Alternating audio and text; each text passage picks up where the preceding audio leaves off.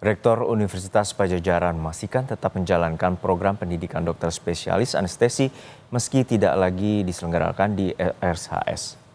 Rektor Universitas Padjadjaran menghargai proses hukum dan menghormati keputusan Kemenkes pasca tindak pemerkosaan yang dilakukan seorang mahasiswanya di Rumah Sakit Hasan Sadikin, Bandung. Ia menilai evaluasi program akan dilakukan agar tidak ada lagi peristiwa serupa. Meski demikian, Rektor Unpad menyebut penyidikan tetap dilanjutkan di sejumlah rumah sakit yang sudah bekerja sama dengan Unpad. Sebetulnya pendidikan anestesinya tidak berhenti. Karena sebetulnya selain Rumah Sakit Hasan Sadikin, kita pun menggunakan rumah sakit lain untuk proses pendidikan. Ada rumah sakit jejaring yang lain, rumah sakit Unpad dan sebagainya.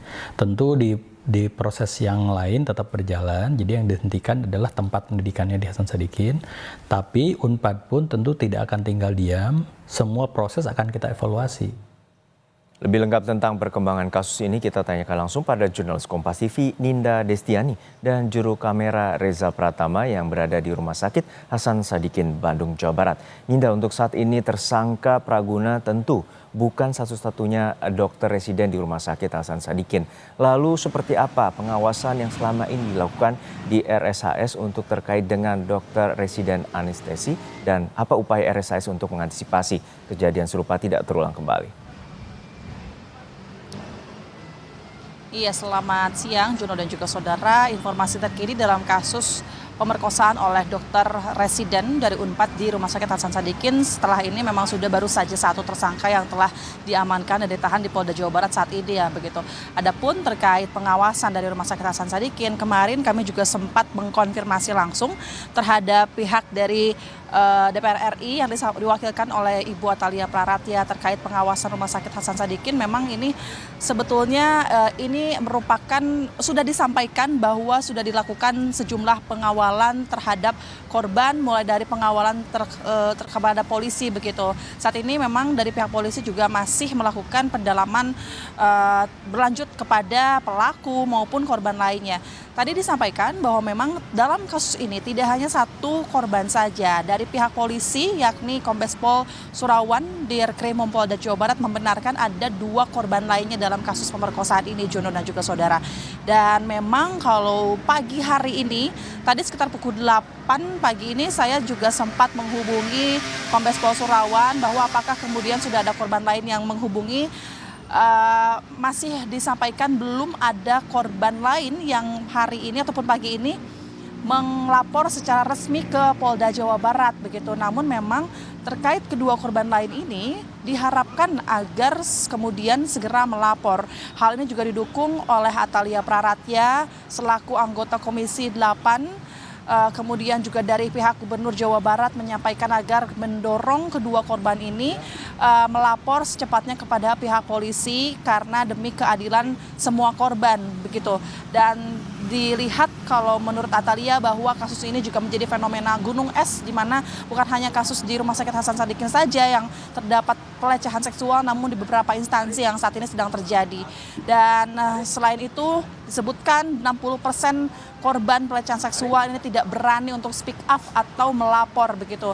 Sehingga saat ini dari pihak Polda Jawa Barat kemudian dari Rumah Sakit Hasan Sadikin ini membuka posko pengaduan berupa hotline agar kemudian kedua korban ini dapat melapor secara resmi lebih cepat lebih baik begitu.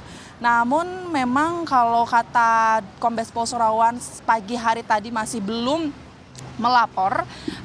Kami nanti juga akan mencari informasi lebih dalam siang ini apakah sudah ada update lagi begitu, karena selain itu juga kami mendengar informasi dari pihak kuasa hukum korban bahwa akan ada kedatangan pihaknya ke Polda Jawa Barat siang ini.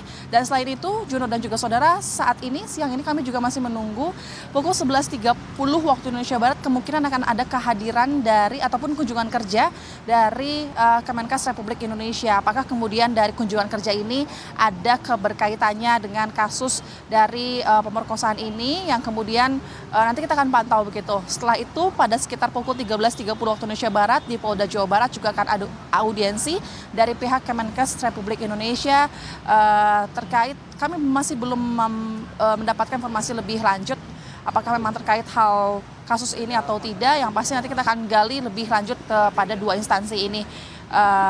Juno dan juga saudara. Dan yang lainnya adalah terkait pihak kuasa hukum juga menyampaikan kepada kami awak media bahwa nanti juga akan ada jadwal ataupun giat di Polda Jawa Barat siang ini dalam keberlanjutan kasus ini. Juno.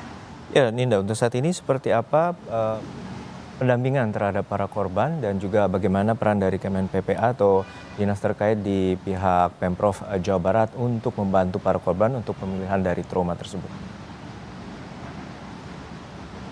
Iya, sejak kemudian kasus ini dilaporkan, terutama bagi korban pertama yang sudah melapor secara resmi, memang sudah diberikan pendampingan ataupun pengawasan. Pertama dari pihak Rumah Sakit Hasan Sadikin selaku pemilik tempat kejadian, kemudian juga dari pihak Universitas Padjadjaran, selain kemudian memberikan sanksi kepada pelaku kemarin yang telah memecat sebagai dokter residen, lalu juga memberhentikan di program anestesi tersebut begitu.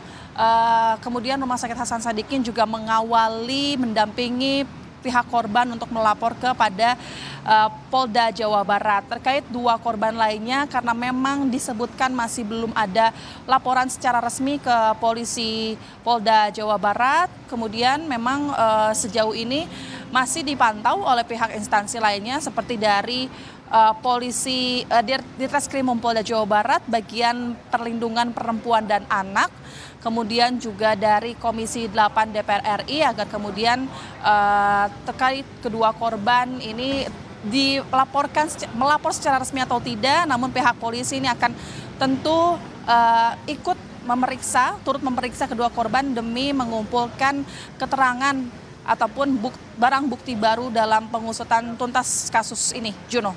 Baik, terima kasih atas laporan lengkap Anda, jurnalis Kompas TV, Ninda Destiani dari Rumah Sakit Hasan Sadikin, Bandung, Jawa Barat.